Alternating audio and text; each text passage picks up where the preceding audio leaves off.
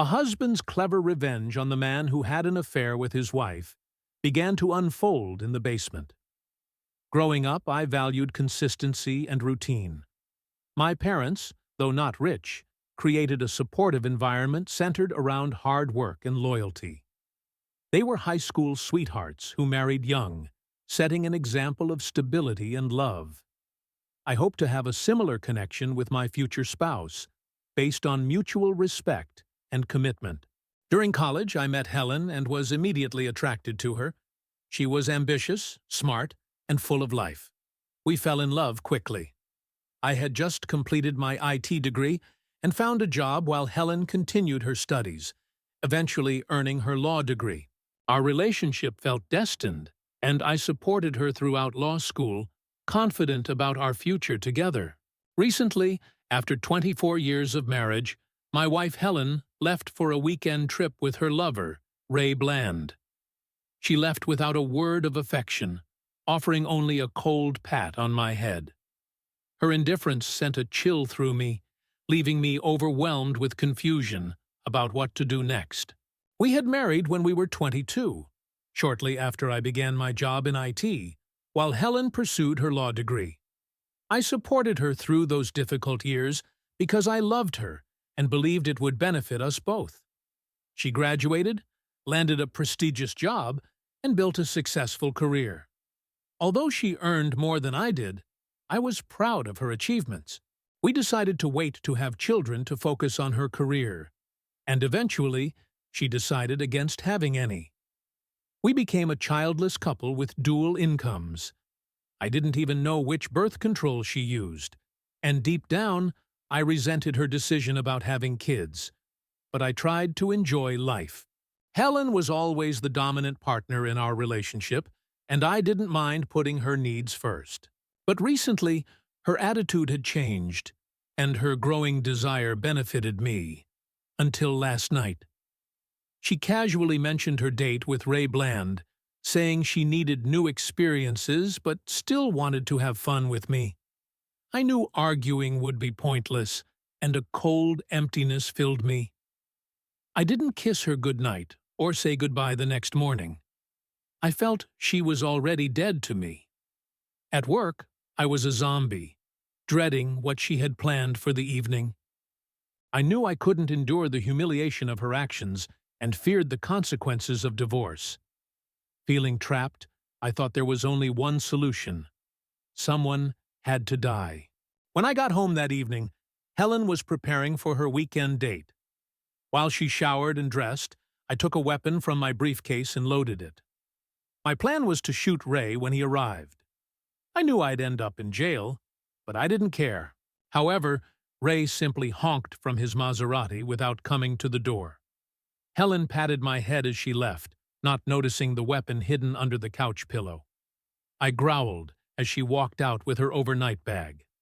Despite my anger, I couldn't bring myself to shoot her, and running out to fire at the car seemed absurd. After they left, I reflected on our life together, looking through old photos of happy times in Cancun, Paris, and our Caribbean cruise. None of it mattered anymore. I had no support system. My family was gone, and Helen had no interest in my life. I made some changes to our joint bank account, emailed her law firm about her affair, and left a note with my wedding ring on the coffee table. I sat on the couch, thinking about better times, and eventually found the courage to pick up the weapon. "I'm sorry, Mom and Dad. I hope to see you soon," I whispered before pulling the trigger. I was lying in bed with Rye, not having thought about Terry since I left home on Friday. I wasn't thrilled that Rye brought him up, but he was right. Terry's days of sleeping soundly were over. Terry had always been warm and loving, but sometimes a girl needed more excitement. I honestly hadn't thought about him at all this weekend. "You put him out of your mind, didn't you?" I asked, trying to change the subject. "Don't forget, he's a few years older, so it's expected," Rye said. "Didn't you think about what we discussed earlier?" he asked. "You mean doing it in front of your husband?" I asked, raising an eyebrow skeptically. "Yes," I replied, wanting to remind him how things would work from now on. Don't worry. Terry's a coward. He won't do anything. He didn't even try to stop me when I left on Friday night. Well, kitties can turn into mountain lions when pushed too hard, Ray warned me. Didn't he try to stop you? No, I replied. He just sat on the couch. He hasn't said anything since I told him Thursday night. Did he call or text you? Rai asked, surprised. No, I replied. Don't you find that strange? Rai asked. Not really, I said. He knows how I act when I make up my mind. Either that, or he's already dumped you, Rai replied sharply. He wouldn't dare. He knows I love him and it's just sex, I retorted. Ray looked at me as if to ask what was wrong with me, but then softened. If you say so, he said. Let's go again. Not until you promise to help me punish him when we get back tomorrow night, I said. Okay, I'll help, Rai agreed. We pulled into my driveway late on Sunday night. The house was unnervingly quiet, and the yard hadn't been mowed, something Terry always did on Saturdays. I mentally noted to talk to him about that. Are you ready for this? Rai asked. Of course, I replied. Say it, Rai instructed. I grabbed my bag and headed for the door, Rai following closely behind. As I turned the key, I thought, at least Terry hadn't changed the locks. I opened the door and was immediately hit by a foul odor. What the hell is that? I gasped, covering my mouth and peering inside. What I saw horrified me. I quickly shut the door and ran into the yard where I threw up. What's going on? Are you okay? Rai asked, coming over. It's Terry, I stammered. He's dead. Dead? Ray almost shouted. Are you sure? I'm sure, I said, my voice shaky. The couch is ruined and there's a mess everywhere. What do I do now? Well, call emergency services, Rai suggested nervously. Thanks, Captain Hindsight, I snapped sarcastically. Ray recoiled but quickly composed himself. Sorry, Rai, I didn't expect this. Would you stay until the cops come? I can stay for a few minutes, Rai said reluctantly, but this is your mess to clean up. Thanks, I said, dialing emergency services. The operator confirmed the police were on their way and advised me to stay outside. I agreed, given the smell. We waited in Ray's Maserati, and it hit me. Terry was dead. I didn't want this. I wanted him to take care of me in old age. Realizing that, I broke down in tears. Rai put his arm around me. You know you'll have to call Blado, Rai said. It'll be in the papers, and the firm doesn't like surprises. I know, I said quietly. Blado was the managing partner of our firm. You should call him now, before the police arrive, Rai suggested. You're right, I said, pulling myself together. As a lawyer, I had to act. I dialed Blado's home number, and he answered after the third ring. Good evening, Helen, Blado said. What can I do for you? Mr. Blado, my husband is dead. It seems he took his own life, I told him, my voice trembling. Well, that explains why he never responded to my email, Blado replied in his usual measured tone. An email? I asked, confused. Yes, he sent a troubling email Friday night. I saw it after dinner at the country club and replied immediately. Is it true? Blado asked. What is true? I asked, now worried. That you spent the weekend with Ray Bland and were physically involved. Is that true? He asked, his tone relentless. Yes, sir, it's true, I replied, afraid for my job. The firm's morals clause could get me fired, and lying would only make things worse. I'm sorry to hear that, Helen. And about your husband, have you called the police yet? Blado asked. Yes, sir, I confirmed. You'll be busy for a few days, Blado said. Take a week's vacation to deal with your husband's passing. We'll discuss your future here when you return. But I have the Wilson case, I protested. Jenny Hawkins is your second assistant, right? He asked. Yes, sir, I said, feeling numb. Jenny is capable. I'll have her file a continuance to get up to speed. Focus on your husband's arrangements, Blado said. I'm very disappointed in you, Helen. I understand, sir, I replied nervously. Is Mr. Bland with you now? Blado asked, his voice emotionless. Yes, sir, I replied. Inform him to report to my office first thing in the morning, Blado ordered sternly. Yes, sir, I'll tell him. I expressed my gratitude and said, I'm sorry for your loss, Helen. We'll talk later. Goodbye, before Blado ended the call. I was in shock, as it felt like he handled situations like this frequently. I snapped out of it and turned to Ray with a stern expression. Well, he asked awkwardly, Blado wants to see you tomorrow morning. Apparently, Terry sent him a letter about us, I said, feeling helpless. Damn, Ray sighed. We're totally screwed. I finished his thought. Maybe, or maybe not. We have seniority and it's the first time. They might be lenient. You don't really believe that, do you? Rai asked. Not really, but I hope, I replied. I'm so sorry, Helen, Ray said. Me too, Ray. I'm just as guilty. I had no idea Terry would react like this, I answered. At that moment, 2 police cars and a coroner's van arrived. One officer asked Ray to move his car, while another requested my identification. I showed my license, and they entered the house. As they opened the door, the smell hit them, and the coroner's team began their work. Can you tell me what happened, Mrs. Baker? The officer inquired. I left Friday afternoon, and Terry was alive on the couch. I returned just before calling emergency services, I explained. Terry is your husband, the deceased? The officer asked. Yes, I confirmed.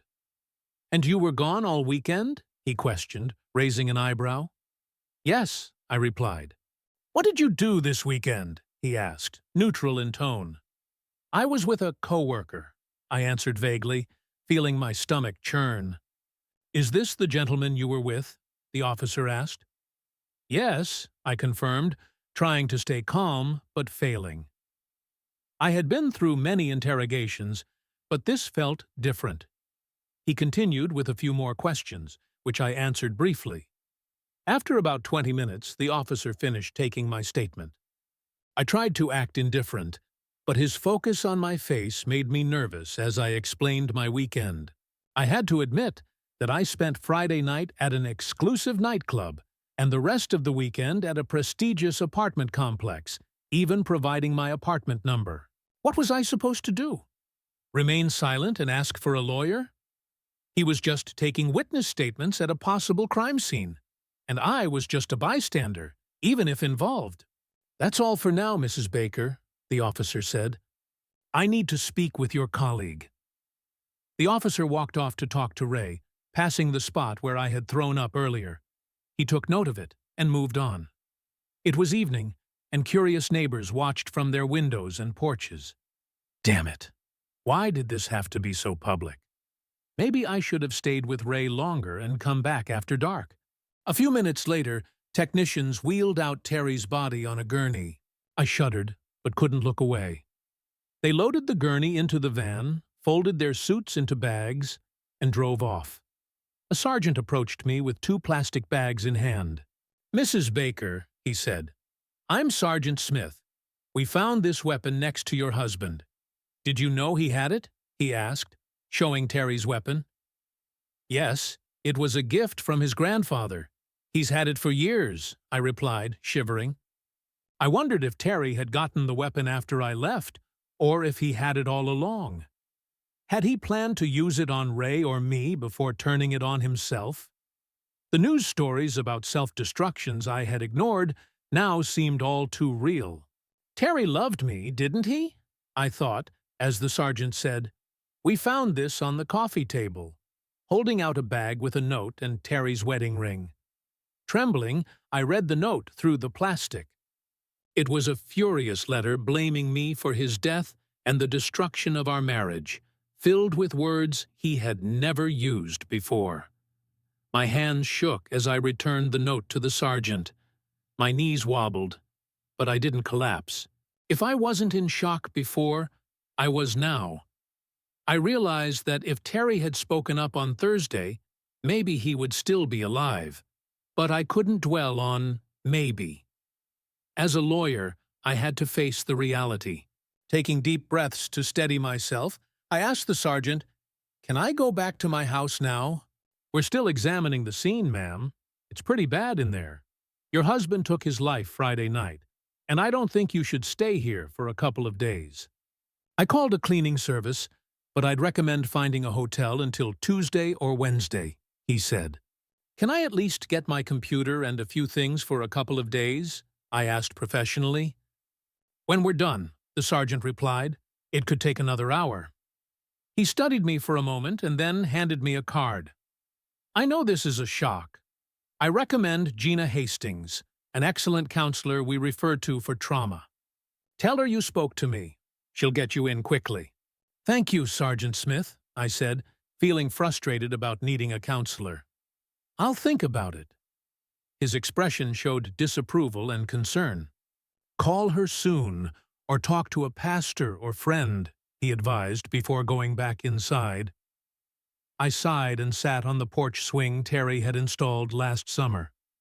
We had only used it once since then. I couldn't stop thinking about Terry's letter. Ray joined me on the bench, keeping a bit of distance. I noticed some neighbors were still watching us from their windows. "They want to know how we spent the weekend," Ray said with a sigh. "You told them everything?" I asked, stunned. "Almost. Just the basics," Ray replied. "What did the sergeant want?" I asked. "Terry wrote a suicide note," I said blankly. "Blaming you?" Ray asked sarcastically.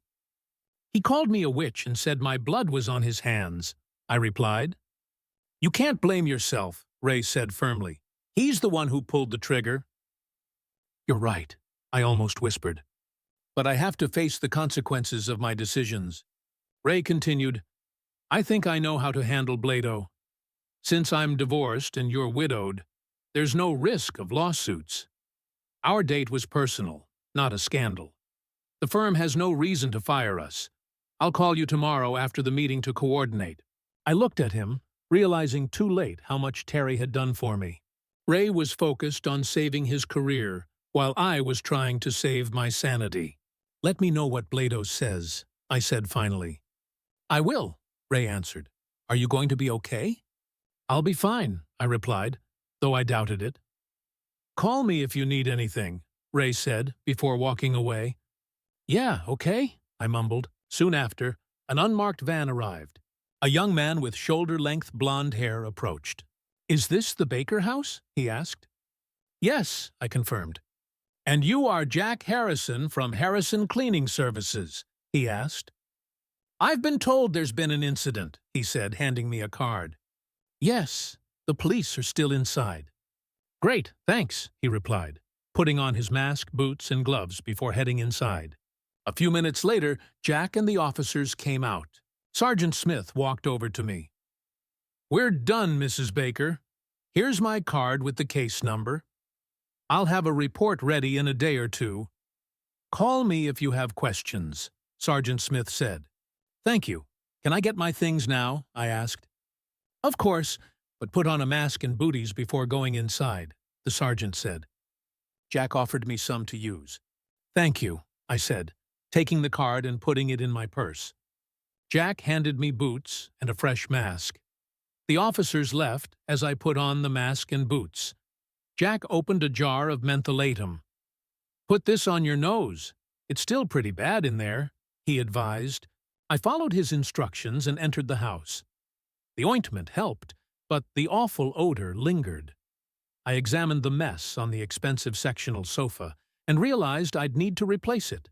It had cost over $6,000 and was less than 8 months old. The abstract painting above it, which had cost $2,000, was ruined, splattered with Terry's blood and brain matter. The carpet in front of the couch was soaked with blood and fluids. "I can clean the carpet and hopefully salvage the subfloor, but I'm not sure about the couch." "I'll try," Jack assured me. "Please do," I said quietly. "How long will you be here?" "Most of the night. Can I call or leave a message when I leave?" "Yeah, sure," he replied. "Just lock up when you leave." I felt uneasy leaving him alone. but he was licensed and insured, so I took the risk. "Yes, ma'am," he replied, pocketing the card. I went upstairs, packed for 3 days, grabbed my laptop bag, and quickly left the house before my stomach churned again. Jack was already hard at work. I told him I was leaving, and he waved as I walked out.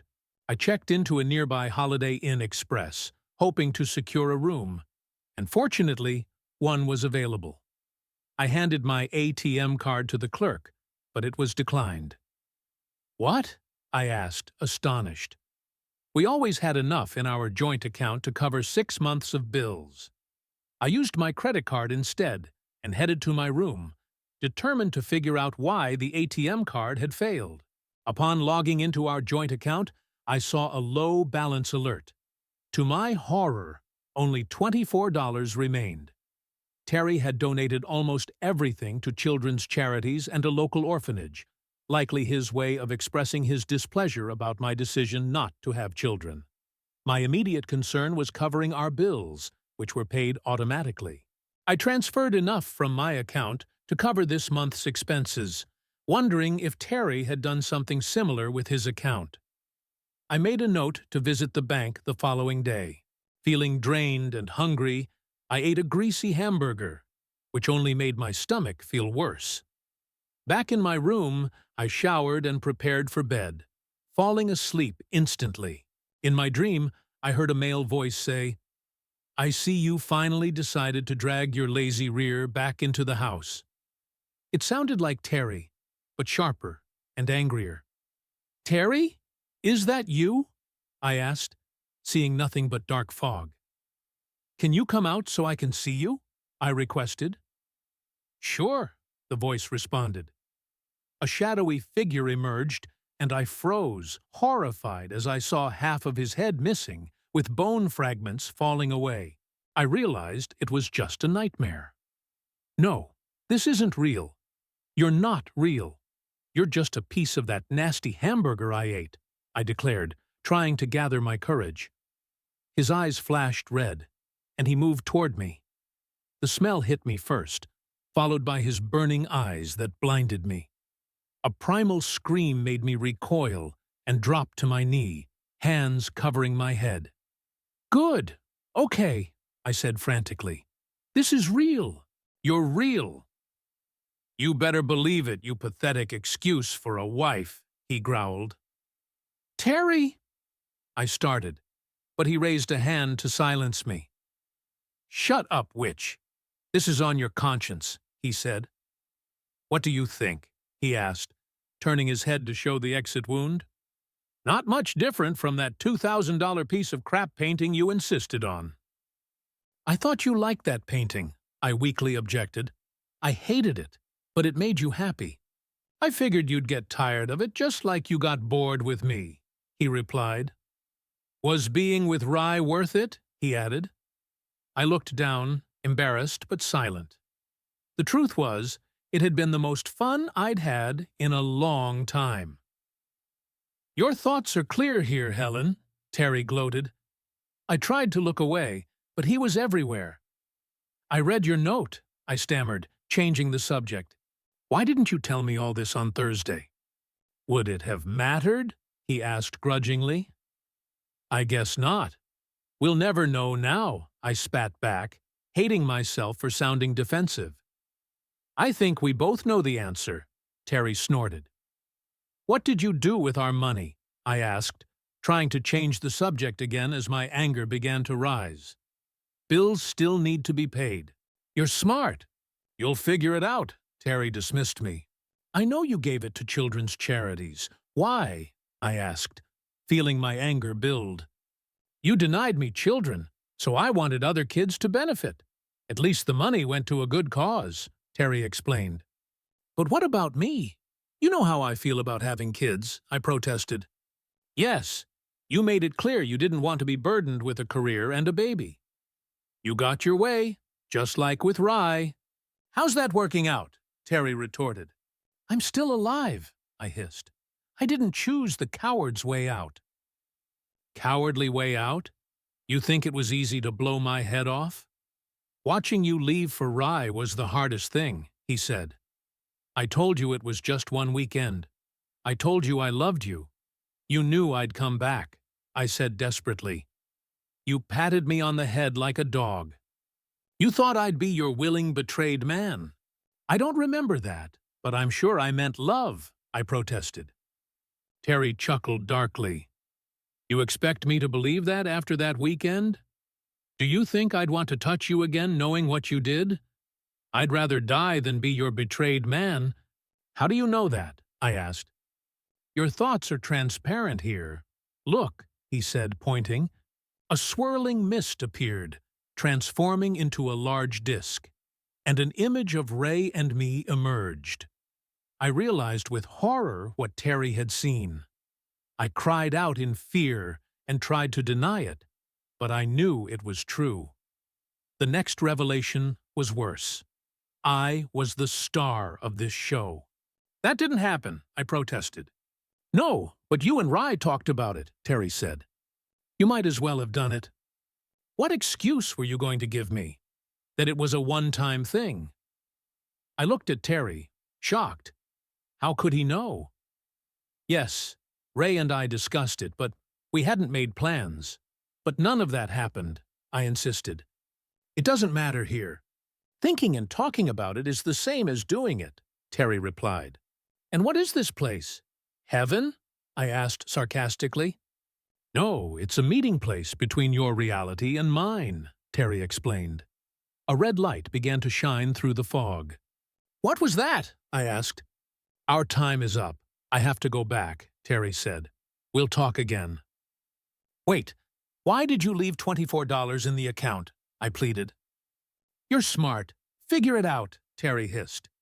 See you, he added, turning away. I woke up, drenched in sweat. It was 8:30 in the morning. I had fallen asleep, but it felt like I had run a marathon. Exhausted, I went to the bathroom and looked in the mirror.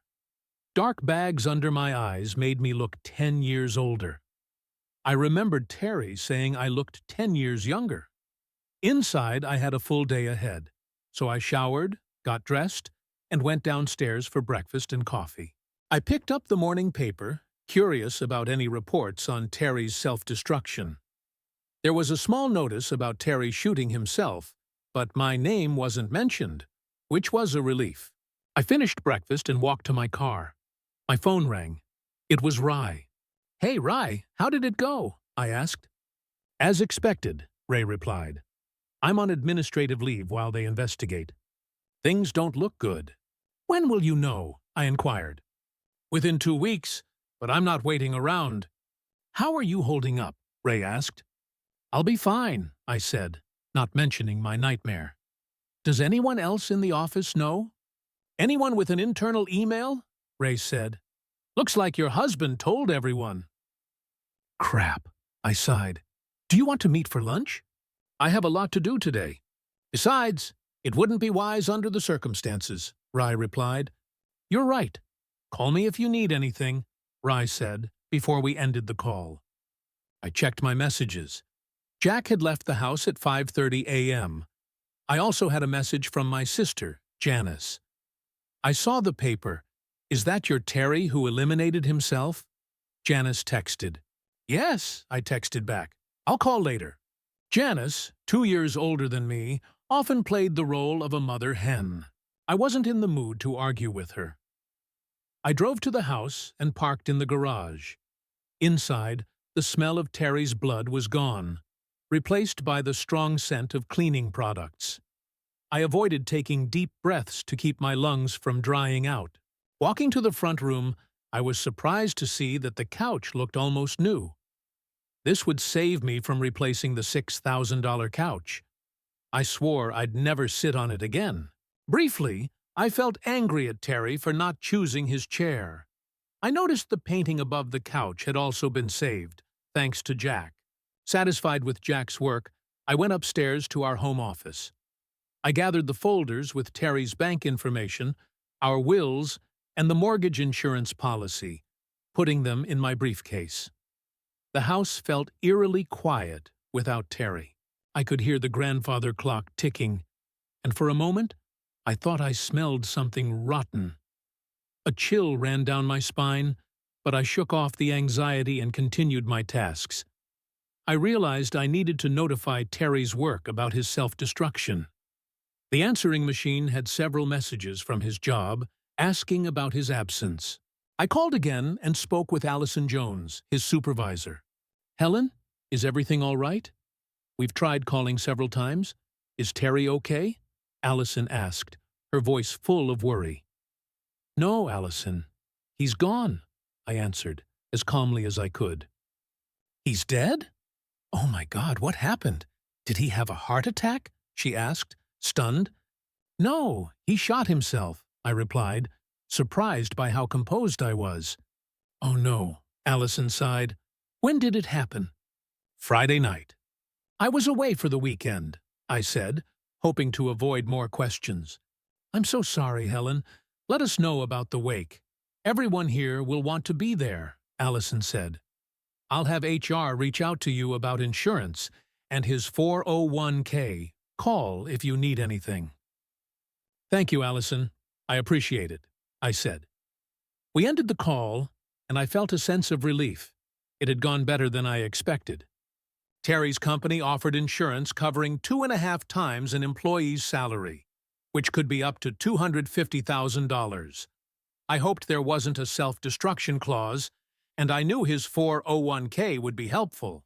I hung up and noticed the strange silence in the house. We'd lived here for over 20 years, mostly happy years, but now it felt like a tomb. Terry's presence lingered everywhere, though, thankfully, not his ghost.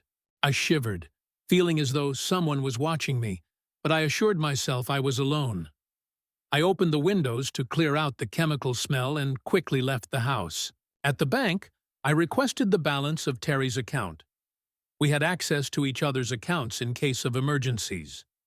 The teller frowned at the screen before going to get Arnold Johnson, the bank manager, who invited me into his office. "Mrs. Baker, I'm glad you came in. I was planning to call you later," Arnold said. "Oh, why?" I asked, curious and concerned. "Our system flagged numerous transactions over the weekend from both of your accounts.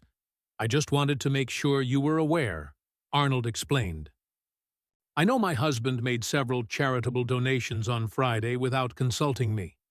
I was hoping they could be stopped and reversed before they went public." "I also wanted to check the activity on his account," I said. Arnold raised his eyebrows and glanced at the screen. "I'm afraid it's too late for that, Mrs. Baker. The donations were processed right before the deadline on Friday, so most of them have already gone through." "I need that money back," I pleaded. "Is there any way to get it back?" "You can contact the charities and explain the situation, but there's no guarantee they'll return the money," Arnold said apologetically. "I can give you a list of the recipients." It was a long list, and a simple appeal likely wouldn't work. Suing all those charities would cost more in legal fees and ruin my reputation further. I imagined the headlines, "Greedy Lawyer Sues Charities." "At least you'll get a big tax deduction," Arnold said, trying to lighten the mood. I stared at him, confused by his attempt at humor. After an awkward pause, he cleared his throat and looked away. "What about Terry's account?" I asked, changing the subject. Arnold checked his computer.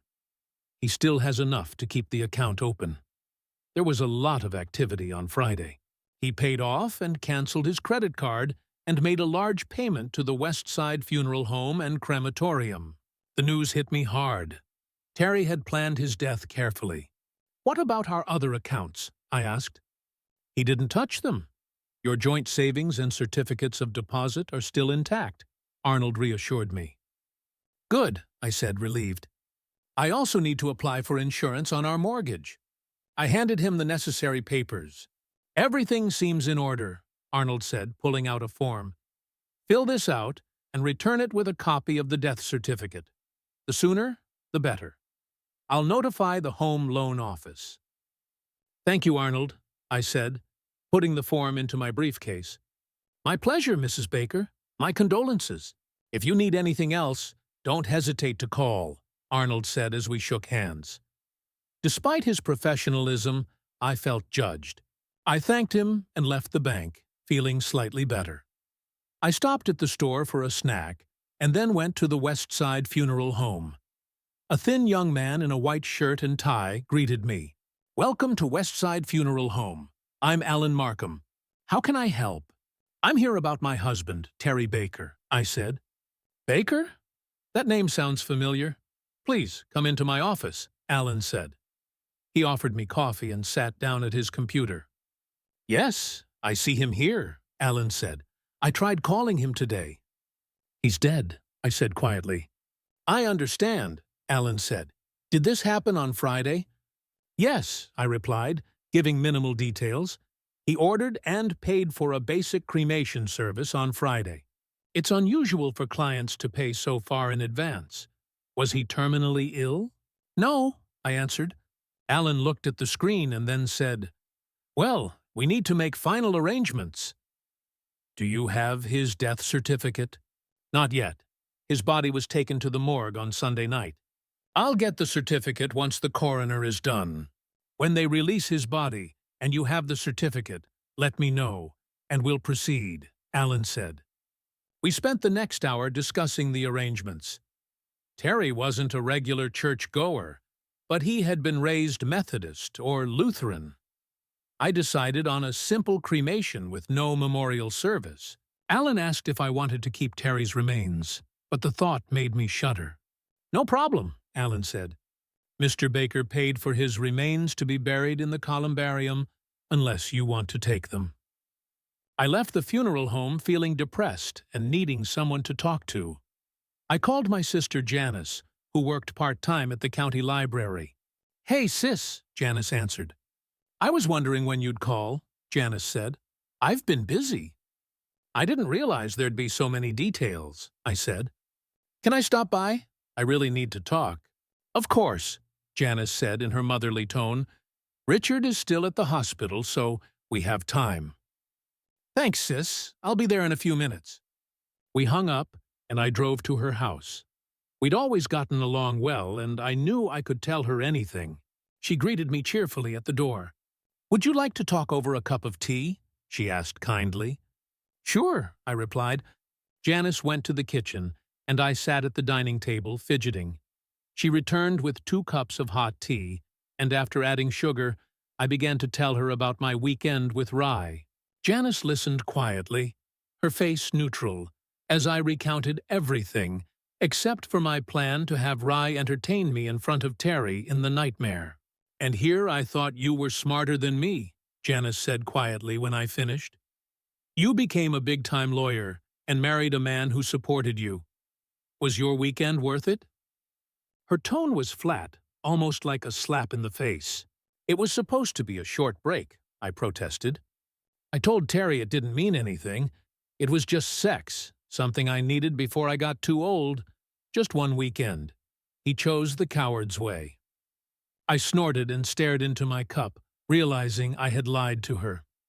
I had planned for more weekends, but Terry didn't know that, and she didn't need to either. "The sex, huh? And you expected him to welcome you back like nothing happened?" Janice said, still in her motherly tone. I felt indignant. I was a beautiful woman, and I wanted confirmation that I was justified. I glanced at her and saw unease in her eyes, as if she could read my mind. Then her tone grew sharper. "If Terry came home and said he was going away with another woman for the weekend, would you welcome him back with open arms?" I hadn't expected that from my sister. Terry would never cheat on me. He wasn't that kind of person. And if he did, I'd destroy him in the divorce, I replied reflexively. Even as I said it, I realized how it sounded. I had just admitted to being the kind of person who would do that. Janice didn't blink, knowing me too well to be surprised. "I see, so you can play around, but he couldn't," Janice said in her motherly tone. "Of course not," I protested, feeling unsteady. He had no reason to need more variety when he had me. I was the one who needed it, deserved it. Realizing I had said too much, I quickly added, "Besides, it was only once." "Would you have gone further, made Terry watch, or brought home other men?" Janice asked. her calm, traditional demeanor making it all the more disorienting. "What do you think? I don't know about these things because I work part-time at the library?" I asked, shocked. "Of course not," she replied.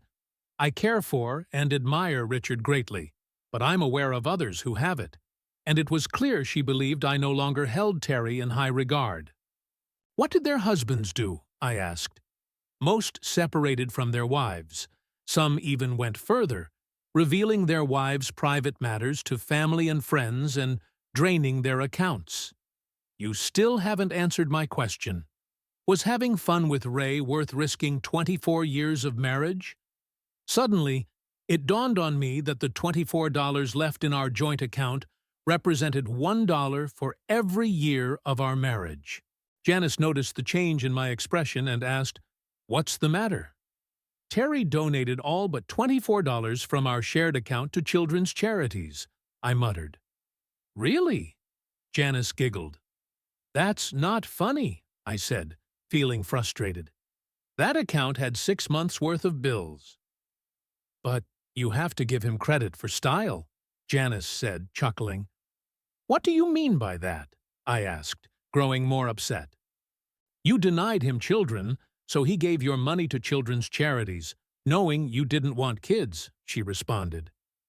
"I just never wanted them," I sharply objected. "Helen, I've seen how you act around our kids. It's clear you don't like children," Janice said. "I just didn't want any of my own," I replied smugly. "It's my body," I continued, "and Terry respected that."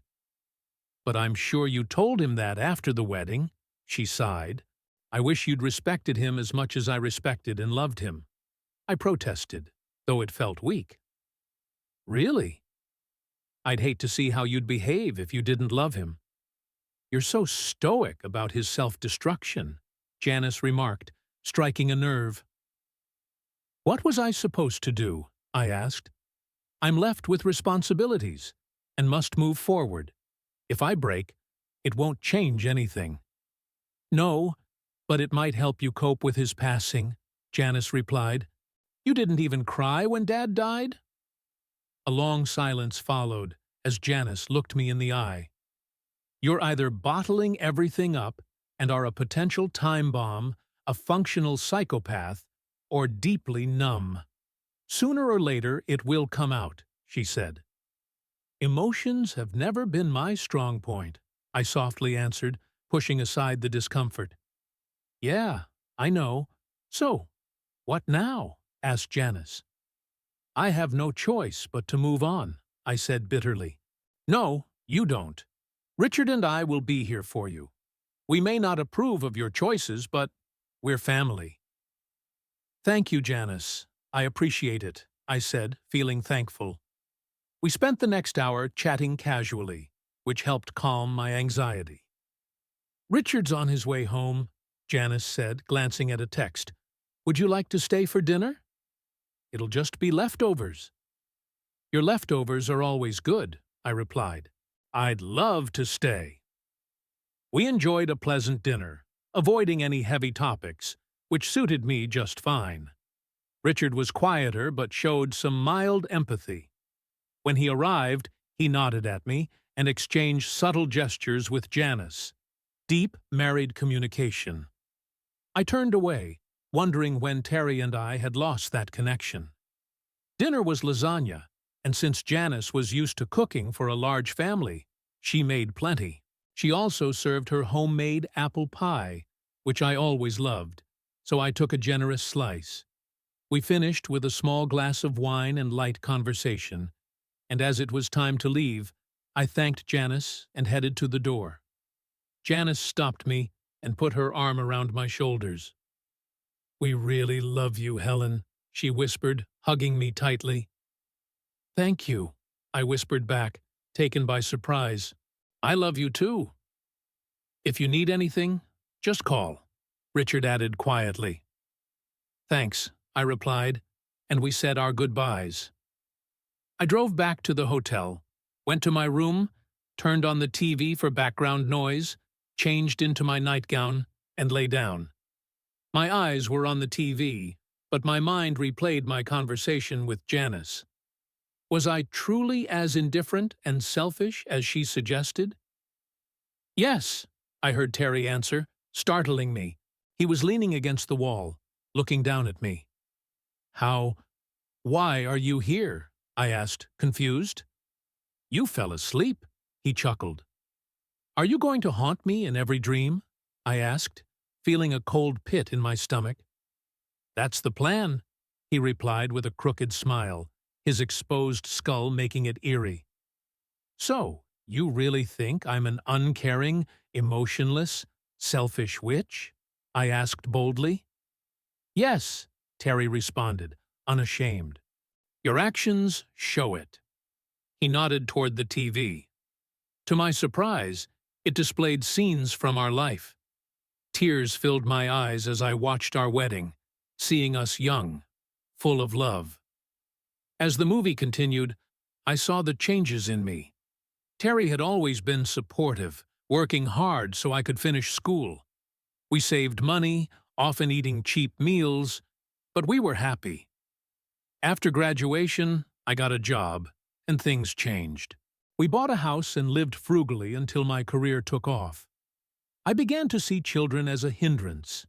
I watched as I ignored Terry's efforts, dismissed his concerns, and disregarded his dreams. I never wanted to get pregnant, but kept it from Terry, using my career as an excuse. You should have been honest from the beginning that you didn't want kids, Terry said emotionlessly, giving me goosebumps. You knew I wanted kids, he growled as we watched the movie. I'm sorry, I stammered.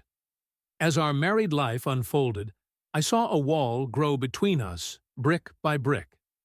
Terry always supported me, putting my desires first. I, on the other hand, lost respect for him when I earned more than he did. It didn't matter that we lived better on both salaries. I saw everything as mine. I was clearly the dominant one in our marriage. Terry resented it, but silently submitted, committed to our marriage. On our 12th anniversary, he realized he could live decently on his own, but didn't want to admit defeat by divorcing. Meanwhile, I enjoyed my dominance, which led me to pursue Ray. By the time the affair started, I had no respect left for Terry. Yes, that's right, Terry grumbled. I realized it was a belated response to my apology. Where was this Terry when I needed him, I wondered. Maybe if he'd been rude before I left last Friday, I wouldn't have done what I did. Had it really only been 3 days? It felt much longer. The alarm clock started beeping. I rolled over, turned it off, and looked at the wall where Terry had been. But he was gone. Was it just a dream? Was Terry right? Would he haunt me forever? I got out of bed, showered, and brushed my teeth. The old woman in the mirror didn't look like me. I looked and felt terrible. Despite spending the night in bed, I felt drained. I packed, had breakfast, and checked out. The house smelled better than yesterday, but still felt like a tomb. The bedroom was like a refrigerator, and passing the couch felt like walking past an open freezer. The thought of sitting on it made me shudder. I didn't know what Terry would do next. Would he only haunt my dreams? I paced around, inventorying Terry's things. Then I realized I needed to talk to Jerry Smith, a certified estate planner at our firm. He'd probably be upset that I informed the bank about Terry's passing, but I wasn't too concerned. I wondered when you'd call, he said, answering the phone. I kept my tone professional, explaining what I had done, and he assured me everything would be handled. It was a perk of working at a law firm and would relieve a huge burden. Thanks, Jerry. I appreciate it, I said, trying to sound sincere despite feeling exhausted. No problem. It's what I get paid for. Can you gather all your financial documents and bring them to me this afternoon? Jerry asked. Yes, I'll be there at 3, I replied. Works for me, Jerry said. I spent the morning gathering what I needed, including a copy of Terry's will. It felt eerie as occasional cold gusts blew despite closed doors and windows.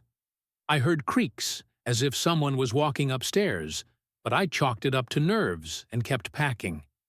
A hot shower calmed me, and I changed into something less casual than jeans, but more casual than my usual business suits. At the office, everyone looked at me cheerfully, then quickly looked away. It was obvious they knew about my weekend with Ray. My cheeks flushed as I hurried on. "Casual these days. Helen Wilson," someone asked behind me. I turned to see him smiling, but it didn't reach his eyes. "I came to see Jerry about Terry's arrangements," I said defensively. "It's the most sensible thing you've done since Friday," he replied evenly. "When you're done, come to my office for a few minutes." "Sure," I said, nervous about my career. Wilson, the managing partner, was an old-fashioned gentleman, but I recognized an order when I heard one.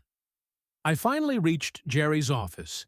He waved me in with a forced smile, offered coffee, and I handed him my papers.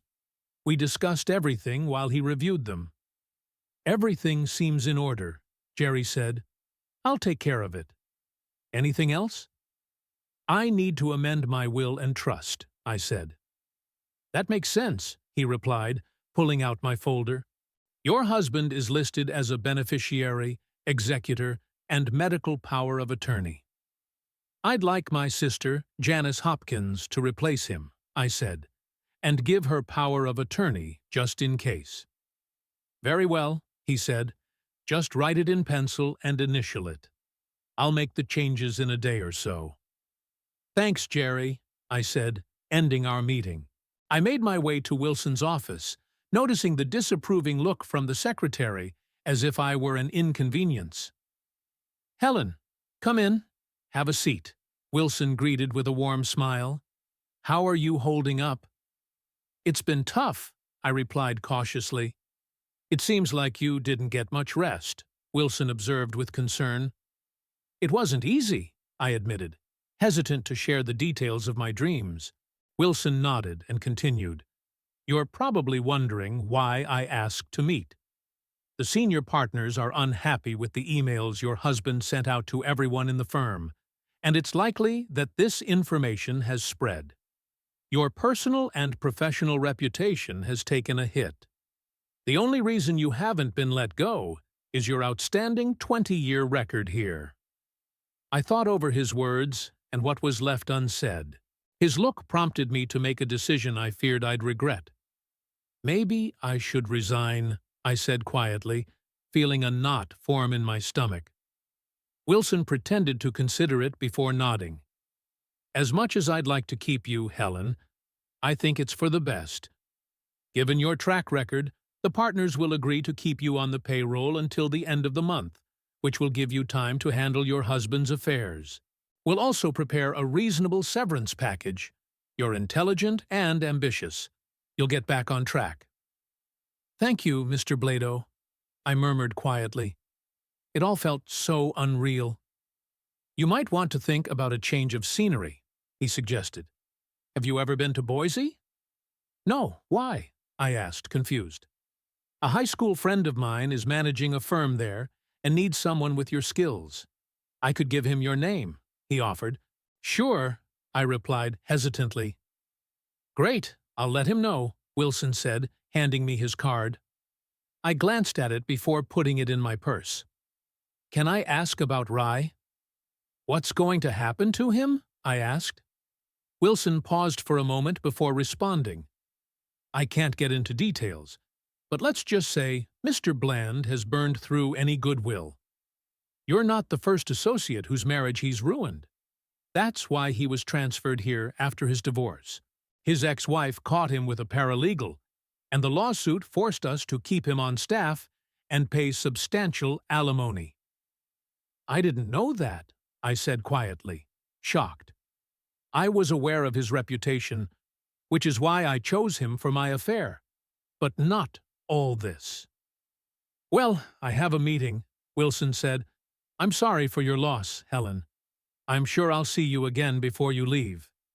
He stood up, signaling the end of our meeting. "I'll be back." "I still have some papers to sign," I said, shaking his hand and holding back tears. I rushed out of the office, avoiding the other employees who were likely watching. Once in my car, I couldn't hold it in anymore. I burst into tears. I had loved my job and the people I worked with, and had been there for over 20 years. The thought of moving to Boise felt like exile. Eventually, I calmed down enough to drive, though it was difficult with my vision blurred from crying. I nearly caused a few accidents. When I finally arrived home, I collapsed on the couch, burying my face in my hands, sobbing uncontrollably over the loss of my job. I cried until I heard a sharp knock in the living room. Surprised, I saw a framed wedding photo face down on the nightstand. The glass shattered. Goosebumps ran over me as I realized that I was crying more over my job than Terry. Frightened, I threw the photo on the couch and looked around to see if anything else had moved. I couldn't explain how the picture had fallen so forcefully. Then it hit me. It had to be Terry. I went from being scared to being furious, from horror to rage. "Leave me alone!" I screamed into the empty room. "You're dead. Go away. Stop messing with me, damn it." Suddenly the temperature dropped, and the room grew dark. I almost expected objects to start flying off the walls, and I thought I heard maniacal laughter from the stairs. There was no way I could stay in the house alone. I grabbed my phone and called Janice in a panic.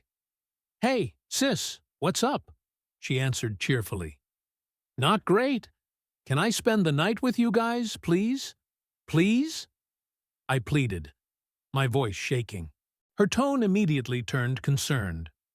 "Of course. We'll get the guest room ready." "Is everything okay?" she asked. "No, it's not.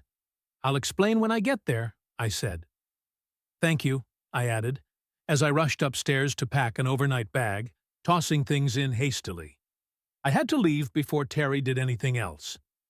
Holding the banister tightly, I went downstairs, sure that Terry would push me if I wasn't careful.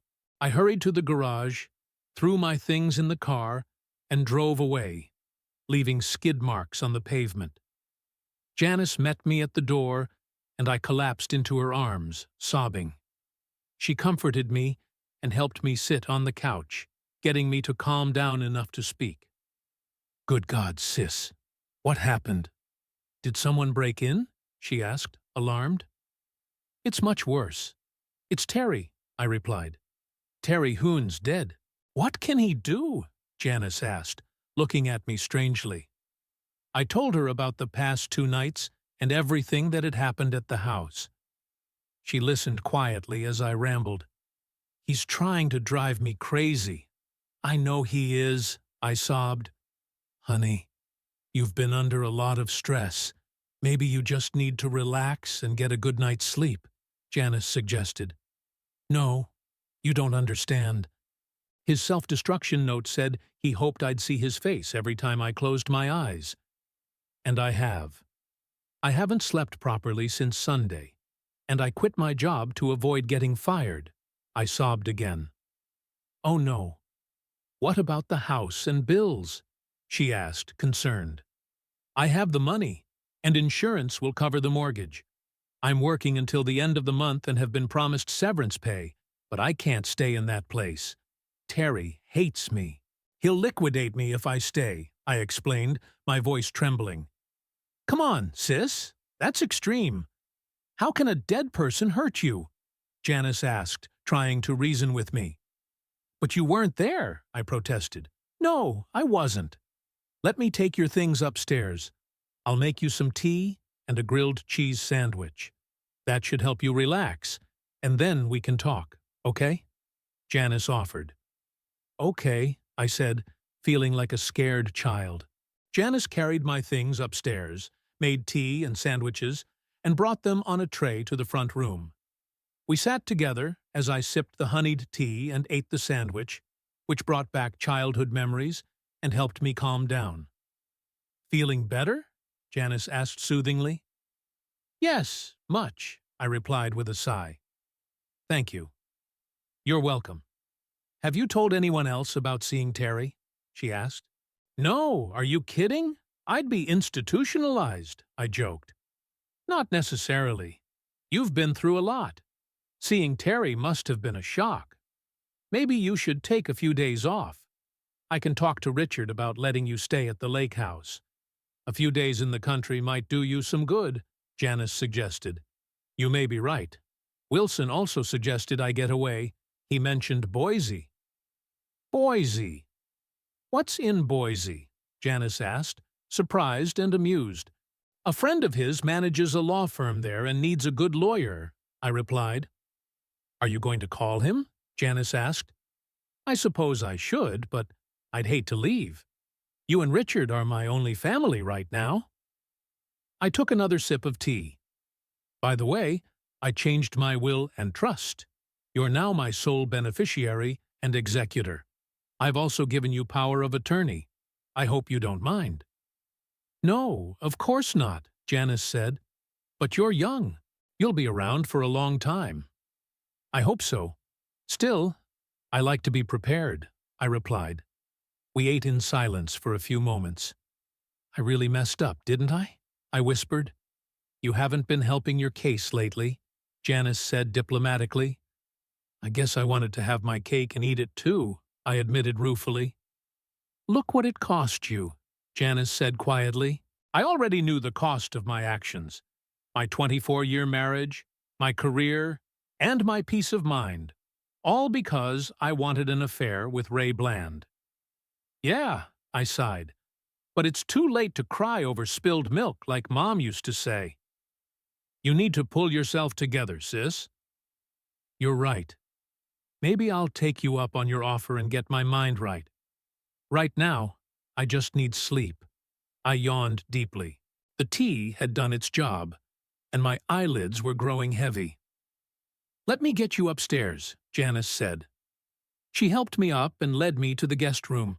I barely managed to slip into my nightgown before collapsing under the covers. Thank you, I mumbled. You're welcome. Now get some sleep, Janice said, kissing my forehead. She closed the door behind her as she left, and I dozed off. So, you thought you could escape me by running to your sister's house? Terry's sarcastic voice woke me. The room was filled with thick gray mist, and Terry stepped out of the closet, fragments of his skull scattered across his body. Why are you here? Why can't you leave me alone? I asked desperately. Leave you alone? Ha! I'll never leave you alone, witch. Terry growled, his disfigured face twisted with anger. You were the one in the house, weren't you? I asked. Yes, it took effort, but now I know I can do it, Terry grinned. Please, can't you just leave me alone? You're dead. You have to move on, I pleaded. Yes, I'm dead, but whose fault is that? You pulled the trigger, he snapped back. Yeah, I pulled the trigger. It was either me or your boyfriend, I replied. You were going to destroy Rye, I said. I thought about it seriously, but it would have been too quick. It wasn't supposed to be like that, he said, his eyes flashing crimson. How was it supposed to be? I shouted. Go along with your affairs, leave divorce papers behind, and let the money flow. I weakly protested. I don't think you understand. Terry responded, his tone softening. You shouldn't have thought about it at all. But you still believe it's all about you. And as for leaving you alone, that will never happen, he added. Please, Terry, I'm begging you. I can't handle this anymore, I cried, tears streaming down my face. You know the saying, one hand holds desire, the other holds garbage. Let's see which one fills up first, Terry continued. I wanted a loyal wife who loved me as much as I loved her. How did that turn out? He muttered. Enjoy the rest of your pathetic life. Then he burst into laughter and vanished into the closet, leaving the fog behind. The blood on my hands and on Janice's bed disappeared. I collapsed onto the pillow, sobbing. The next moment, I saw sunlight coming through the window and smelled bacon from downstairs. I checked the bedspread. No sign of blood. I went through my morning routine, got dressed, and went downstairs. I didn't feel much better, but at least I wasn't worse. "Good morning," Richard said cheerfully, holding his morning coffee. "Janice is almost done with breakfast. Have some coffee and sit down." "Thanks. I guess I will," I replied. I greeted Janice, who was placing bacon on a plate, grabbed my coffee, and sat down. "How did you sleep?" Richard asked, eyeing my haggard face with concern. "Not well," I admitted. "Did you see him again?" Janice asked, placing bacon and scrambled eggs on the table. I glanced at her, then at Richard, who seemed concerned but not shocked. I realized Janice had shared my secrets with him, but I accepted it. They were a couple. "Yeah," I replied. "Am I losing my mind?" I asked Richard. "I'm a surgeon, not a psychiatrist," he responded with a slight smile. "But from what Janice has told me, you're dealing with a lot of psychological trauma and stress from Terry and your work." "You're probably right," I said, not wanting to go into all my troubles. "But you might want to talk to our hospital's psychiatrist. She's really good and might help you." "I might consider it," I said. We ate scrambled eggs and bacon. Janice was the best cook since our mother, and her eggs were delicious. We also talked about me spending some time at the lake house. "We don't mind if you stay for a few days to relax," Richard said. "That would be nice," I replied. I knew the medical examiner wouldn't release Terry's body until the end of the week, and I had 3 weeks before I was officially dismissed. Maybe a few days at the lake would help. "Good. I'll give you the key before I leave. Can you handle driving?" Richard asked. "I can handle it," I replied with a smile. We finished breakfast, and I helped Janice clear the table. Richard handed me the cabin key from his pocket. I'd been there many times and knew the way. "Have a nice vacation," Richard said. "Thank you both for everything," I said, hugging them. "My pleasure," Janice said. "Call if you need anything." I packed up and left, deciding not to go home for more things. After yesterday, I didn't want to be there again. I stopped at Walmart for supplies, then hit the road, driving down a 2-lane road with the windows down and the radio on. The wind fluttered through my hair. I was looking forward to a few days of peace. I was half an hour from the lake when it happened. "Nice day for a drive, isn't it?" I heard from the passenger seat. Stunned, I saw Terry sitting there, looking out the window with sunlight shining through the exit wound in his head. "What?